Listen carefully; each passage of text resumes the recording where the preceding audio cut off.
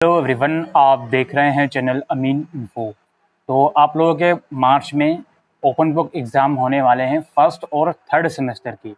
और एक क्वेरी मेरे पास आ रही है कि पेपर कितने मार्क्स का आएगा, हमको कितने में से कितने क्वेश्चन अटेम्प्ट करने होंगे। तो इस वीडियो में यही चीज़ मैं कवर करने वाला हूँ। सबसे पहली चीज़ तो दोस्तों, इस बार जो आपके एग्ज़ाम हो रहे हैं वो ओपन बुक एग्ज़ाम हो रहे हैं। और जो हमने प्रीवियस ईयर दिल्ली यूनिवर्सिटी के ओपन बुक एग्ज़ाम देखे, उसके क्वेश्चन पेपर देखे, तो ऑफ कोर्स क्वेश्चन पेपर के जो पैटर्न होता है उसमें चेंज थे। नॉर्मली जो क्वेश्चन पेपर होता है उसका पैटर्न अलग होता है, और ओबीई जो लास्ट ईयर से कंडक्ट हो रहे हैं यूनिवर्सिटी ऑफ दिल्ली के द्वारा, उसका पैटर्न अलग है। आप में से बहुत से बच्चों के पास 10 ईयर होंगे, 10 ईयर में से आप पढ़ाई कर रहे होंगे, तो उसमें आप देख रहे होंगे कि यार जो प्रीवियस ईयर के पेपर जो 10 ईयर में मेंशन है उसमें टोटल 8 क्वेश्चन होते हैं, जिसमें से 5 हमको अटेम्प्ट करने होते हैं। ठीक है, आप लोग उसमें देख रहे होंगे। लेकिन क्या जो ओपन बुक एग्जाम होने वाला है इसमें पैटर्न चेंज हो सकता है। हाँ जी, बिल्कुल चांसेस है कि आपका पैटर्न थोड़ा चेंज होगा। लेकिन पैटर्न चेंज होने का मतलब ये नहीं है कि जो 10 ईयर में आप प्रीवियस ईयर क्वेश्चन को समझकर देख रहे हो कि इंपॉर्टेंट क्वेश्चन ये है, ये बार बार रिपीट हो रहा है, वो चेंज हो जाएगा। पैटर्न चेंज होगा, क्वेश्चन जो टॉपिक जो रिपीटेड प्रीवियस ईयर से आ रहे हैं वो चेंज नहीं होते। ठीक है, अच्छा, अब यहाँ पर हमारी पहली बात ये आती है कि एसओएल का पेपर आएगा कितने मार्क्स का। सबसे पहले तो डाउट यही रहेगा, क्योंकि रेगुलर और एनसी वेब का पेपर आता है 75 मार्क्स का, और 25 मार्क्स उनके असाइनमेंट वगैरह के होते हैं, क्लास टेस्ट वगैरह के होते हैं। लेकिन भाई एसओएल में तो कोई असाइनमेंट नहीं होते, तो क्या पेपर 75 का आएगा या 100 का आएगा, इसका आंसर आपको कोई भी नहीं दे सकता अभी। वो इसलिए नहीं दे सकता बिकॉज 2019 से जब से सीबीसीएस का सिस्टम एसओएल में आया है, तो उन लोगों ने एक बार भी एग्जाम कंडक्ट नहीं करवाए हैं एसओएल में।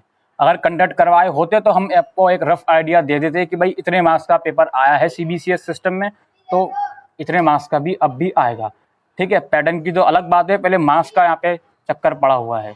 लेकिन पेपर कितने भी मार्क्स का है, 75 मार्क्स का है या 100 मार्क्स का है, आपको जो टॉपिक हैं, इंपॉर्टेंट टॉपिक हैं, वही आते हैं पेपर में। अब फर्क ये हो जाता है कि अगर 100 मार्क्स का पेपर आ रहा है तो आपको शायद 5 क्वेश्चन करने पड़े, 20 मार्क्स का एक क्वेश्चन कवर हो जाए, या फिर 100 मार्क्स का पेपर आ भी रहा है तो हो सकता है 25 मार्क्स का एक क्वेश्चन हो जाए और आपको 4 करने पड़े। सिमिलरली अगर 75 मार्क्स का पेपर आ रहा है तो हो सकता है 18.75 मार्क्स का एक क्वेश्चन हो और आपको 4 क्वेश्चन अटेम्प्ट करने पड़े, या फिर 25 मार्क्स का एक क्वेश्चन हो तो आपको 3 क्वेश्चन अटेम्प्ट करने पड़े। हाँ जी, बिल्कुल ऐसा भी हो सकता है कि आपको 3 ही क्वेश्चन करने पड़े। 3 क्वेश्चन वाला जो चक्कर है वो इंग्लिश सब्जेक्ट में और पॉलिटिकल साइंस सब्जेक्ट में हो सकता है। ठीक है, अच्छा, तो ये सवाल करना है कि सर पेपर कितने मार्क्स का आएगा, 75 या 100, देखो यार इसमें कोई भी क्लैरिटी नहीं है। हो सकता है 75 मार्क्स का आ जाए या फिर हो सकता है 100 मार्क्स का भी आ जाए। ठीक है जी, अब देखो 75 मार्क्स का अगर पेपर आता है तो आप कहोगे सर 75 का क्यों आएगा, जब हमारे असाइनमेंट ही नहीं है तो 75 का क्यों आएगा। देखो भाई, इसलिए आ सकता है 75 का कि वो लोग आपका पेपर तो 75 मार्क्स का देंगे। ठीक है, अब सपोज करिए किसी बच्चे के 75 में से 50 मार्क्स आए, तो ये कितना परसेंट हो गया। 75 में से अगर किसी बच्चे के 50 मार्क्स आ रहे हैं तो कितने परसेंट मार्क्स आए हैं उसके, आई थिंक 66% आए हैं, या फिर हो सकता है मेरी परसेंटेज की कैलकुलेशन गलत हो। तो सपोज करिए अगर किसी बच्चे के 75 में से 30 मार्क्स आ रहे हैं, इसका मतलब यह है कि उसको 100 में से कन्वर्ट कर देंगे मार्क्स को। ठीक है, जैसे बोलते हैं ना रेशो जो होती है, जैसे 10 में से 7 हैं तो 15 में से कितने होंगे, 5 में से 2 हैं तो 10 में से कितने होंगे, अगर 5 में से 2 हैं तो 10 में से 4 होंगे। इसी तरीके से 75 में से जितने मार्क्स बच्चे के आ रहे हैं उसको स्केल अप करके 100 में से मार्क्स देंगे। ठीक है, तो ये रूल वो लोग फॉलो कर सकते हैं अगर 75 मार्क्स का पेपर दे रहे हैं। लेकिन इस बीच आपको एक और चीज़ समझनी होगी, वो चीज़ दोस्तों ये है कि वो चीज़ दोस्तों ये है कि एसओएल के अंदर जब रिजल्ट आता है, यानी कि जो सीबीसीएस की मार्कशीट आती है बेसिकली, उसमें आपको मार्क्स नहीं दिए जाते। आप बोर्ड एग्जाम देकर आए हो तो उसमें आप कहते हो यार मेरे बिजनेस में 95 आए हैं, मेरे पॉलिटिकल साइंस में 98 आए हैं। यहाँ पर ऐसा नहीं होता है, आपको ग्रेड्स दिए जाते हैं। ठीक है, 10 में से आपको ग्रेड दिए जाएंगे, 9, 8, 7, ये होता है ग्रेडिंग सिस्टम। और एक बात समझ लो, जिसके अराउंड 90 से 100 मार्क्स हैं तो उसको अराउंड 10 ग्रेड मिलता है, 80 से 90 है तो अराउंड 9 मिलता है। इस तरीके का कुछ रूल फॉलो करा जाता है, तो आपको ग्रेड दिए जाएंगे मार्क्स में। तो आपका पेपर 75 का भी आया है तो वो लोग पहले अपने अकॉर्डिंग उसको 100 में कन्वर्ट कर देंगे, लेकिन जब रिजल्ट डिक्लेरेशन का टाइम आएगा तो उसको वो ग्रेड में कन्वर्ट करके ही आपको मार्क्स देंगे आपकी मार्कशीट में। ठीक है, तो नंबर आपके नहीं आएंगे, आपके ग्रेड्स आएंगे इन सीबीसीएस सिस्टम। एक चीज क्लियर हुई। अब जो हमारा मेन मुद्दा था वो क्वेश्चन पेपर के पैटर्न का ही था मेनली। तो जो पैटर्न है दोस्तों, 4 क्वेश्चन आपको अटेम्प्ट करने होंगे आउट ऑफ 6। यही पैटर्न रहेगा, क्योंकि वो इसलिए रहेगा क्योंकि हमने लास्ट ईयर एसवाइएल का क्वेश्चन पेपर देखा, ग्लोबलाइजेशन का हमने देखा, इंग्लिश का भी देखा, बाकी पेपर भी हमने देखे। तो मोस्टली क्या हो रहा है कि ग्लोबलाइजेशन में जो फिजिकल एग्जाम हुआ करते थे 2019 तक, जो फिजिकल एग्जाम हुआ है, तो ग्लोबलाइजेशन का पेपर में 5 क्वेश्चन बच्चे को अटेम्प्ट करने होते थे। लेकिन प्रीवियस ईयर जो 2020 में एग्जाम हुआ है, उन बच्चों को, जो मैंने ग्लोबलाइजेशन का क्वेश्चन पेपर देखा, उनको 4 क्वेश्चन अटेम्प्ट करने थे, है ना। तो हमने साफ साफ बात समझ ली कि यार पेपर 75 का या 100 का है, कोई दिक्कत नहीं है, लेकिन पैटर्न जो है वो चेंज होगा। उसमें अगर आप 10 ईयर में देख रहे हो कि यार 8 में से 5 क्वेश्चन करने हैं, तो जो आपका ओबीई हो रहा है उसमें से हो सकता है 6 में से आपको 4 क्वेश्चन करने पड़े, इसके बहुत ज़्यादा चांस हैं।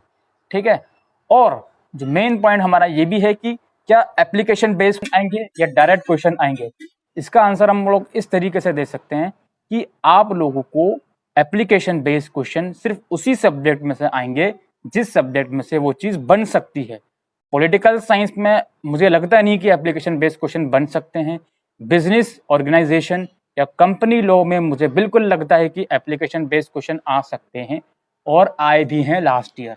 कॉमर्स वाले जो बच्चे लास्ट ईयर ओबीई दिए थे, उनके बिजनेस का जो सब्जेक्ट था आई थिंक उसमें एप्लीकेशन बेस्ड क्वेश्चन आया है, तो आपका भी आ सकता है। अब इसमें बिल्कुल भी नर्वस होने की ज़रूरत नहीं है कि यार एप्लीकेशन बेस्ड क्वेश्चन को मैं अटेम्प्ट कैसे करूँगा, बिल्कुल भी नर्वस होने की ज़रूरत नहीं है। आपका जो टॉपिक है उसको स्ट्रॉन्ग करिए, आप कर सकते हो एप्लीकेशन बेस्ड क्वेश्चन भी। एप्लीकेशन बेस्ड क्वेश्चन में एक्चुअल में वही चीज़ तो लिखनी होती है जो टॉपिक होता है, तो इसमें घबराने की कोई भी चीज़ नहीं है। वही बात रही इंग्लिश सब्जेक्ट की। इंग्लिश जो सब्जेक्ट है दोस्तों, इसमें हो सकता है 3 क्वेश्चन आपको करने पड़े, 6 में से 3, है ना। मैं यहाँ पे फर्स्ट ईयर की भी बात कर रहा हूँ, मैं यहाँ पे थर्ड सेमेस्टर की भी बात कर रहा हूँ। 6 में से 3 आपको करने पड़ते हैं। और जिसके पास इंग्लिश ए है, उनको मैं एक चीज़ क्लियर करना चाहता हूँ कि अनसीन पैसेजेस आपके आएंगे। ठीक है, जो एसवाइएल का स्टडी मटेरियल वेबसाइट पर है या आप सतीश का 10 ईयर से पढ़ रहे हो, वो सब चीज़ें प्रैक्टिस पर्पस के लिए हैं। जो एक्चुअल में क्वेश्चन पेपर आएगा उसमें unseen passages, unseen poetry, unseen drama वगैरह पूछा जाएगा। ड्रामा हो सकता है फर्स्ट सेम में ना हो, लेकिन थर्ड सेम में है। ठीक है, तो वो चीज़ का आप ध्यान रखो। ठीक है, अच्छा, अब जो न्यूमेरिकल क्वेश्चन पेपर होते हैं, लाइक फाइनेंशियल अकाउंटिंग हो गया, या फिर इनकम टैक्स हो गया, या फिर दूसरे न्यूमेरिकल सब्जेक्ट होगा, बिजनेस मैथमेटिक्स, आई थिंक आपका नहीं होगा बिजनेस मैथमेटिक्स, तो इसमें भी जो क्वेश्चन होंगे डायरेक्ट आएंगे। इसमें ऐसा चेंजेस नहीं होते। ठीक है, क्वेश्चन इसमें डायरेक्ट आते हैं मेनली। तो इनकम टैक्स हो, इसका जो आप प्रीवियस ईयर पेपर देख रहे हो तो वो देखते रहो। क्वेश्चन का जो पैटर्न होगा वो वैसे रहेगा कि 4 करने हैं 6 में से, लेकिन क्वेश्चन केस स्टडी के रूप में या एप्लीकेशन बेस के रूप में शायद ही आए न्यूमेरिकल पेपर में, उसके चांसेस काफ़ी कम रहते हैं। ठीक है, और बाकी हिस्ट्री एक सब्जेक्ट होगा आपके पास, उसमें भी जो क्वेश्चन होंगे न्यूमेरिकल एप्लीकेशन बेस या केस स्टडी बेस नहीं आते हैं, डायरेक्ट क्वेश्चन आपके आएंगे।